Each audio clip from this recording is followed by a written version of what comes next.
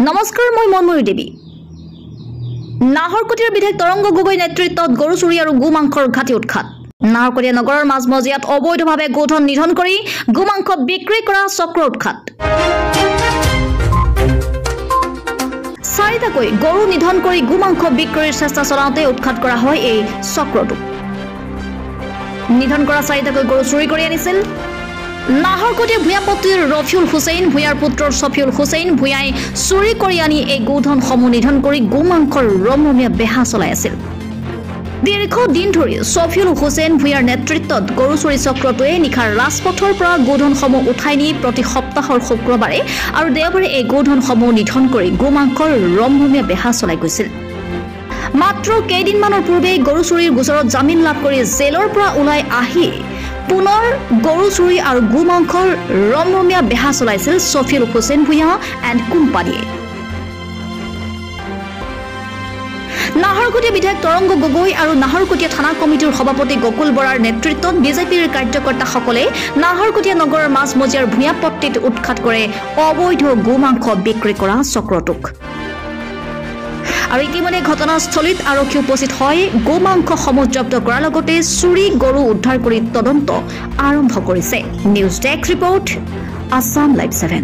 সঁচাকৈ আমি বিগত 3 বছৰৰ পৰা এখন নতুনকৈ আইন বনোৱা হৈছিলে বিধানসভাত, যি আমি আইন পাছ হৈছিলে যে আমি মন্দিৰ, নামঘৰ বা ধাৰ্মিক অনুষ্ঠান থকা 5 কিলোমিটাৰ ৰেডিয়াছত এই ধৰণৰ ইলিগেলি আমি গৰুৰ মাংস কাটি বা ব্যৱসায় কৰা এটা বাধা আছিলে।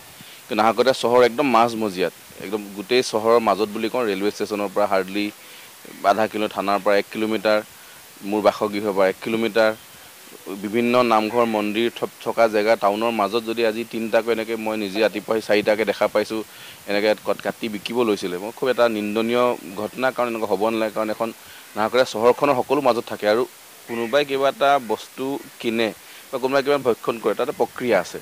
তাৰ লিগেলাইজ বাচ্চাৰ থাকে, লিগেলাইজ মানুহে বিকা জেগা থাকে, তাৰ পৰা মানুহে ল'ব পাৰে। কিন্তু এনেকৈ ৰাস্তাত ধৰি কাৰোবাৰ পোহনীয়া গৰু হ'ব পাৰে চুৰি কৰি মানুহৰ ঘৰৰ পৰা বাৰীৰ পৰা চুৰি কৰি আনি কাটি এনেকৈ বিক্ৰী কৰে। মই ভাবোঁ খুব ভাল নহয়, পৰিৱেশটো নষ্ট কৰা হয় এখন সমাজ। নৱৰাত্ৰি চলি আছে, দুৰ্গা পূজা আজি 6 দিন বাকী আছে, মহালয়া হৈ গৈছে, নৱৰাত্ৰিৰ দিন চলি আছে। 3 দিন নৱৰাত্ৰিৰ দিনাখন যদি এনেকৈ ৰাতিপুৱা শুই উঠি এনেকৈ আমি মই নিজে ব্যক্তিগত আহি দেখা পাইছোঁ ইয়াত 4টা গৰু কাটি পৰি আছে, পিছফালে 2টা গৰু বান্ধি থোৱা আছে। মই ভাবোঁ এইটো নাহৰকটীয়া চহৰখনৰ কাৰণে খুব এটা বেয়া বাৰ্তা, বেয়া মেছেজ যে এনেকুৱা সময়তো যদি তেখেতলোকে কাটিব পাৰে, তাৰমানে গোটেই 12 মাহে গোটেই 365 তেখেতলোকে বিক্ৰী কৰি আহিছিলে। মই ভাবোঁ প্ৰশাসনে তাৰ ব্যৱস্থা কৰিব। নাহৰকটীয়া থানা কমিটিৰ নতুনকৈ সভাপতি গকুল বৰা ডাঙৰীয়াকে প্ৰমুখ কৰি সকলো সদস্যক মই ধন্যবাদ জনাওঁ যে ৰাতিপুৱাই উঠি আহি তেখেতলোকে বাধা দিছেহি। আৰু আজি যদিও আমি 3টা গৰু 4টা গৰু বচাব নোৱাৰিলোঁ, পিছফালে আমি এটা পাইছোঁ। আৰু আশা কৰোঁ যে আগন্তুক সময় যাতে এই ধৰণৰ কাম নহয়।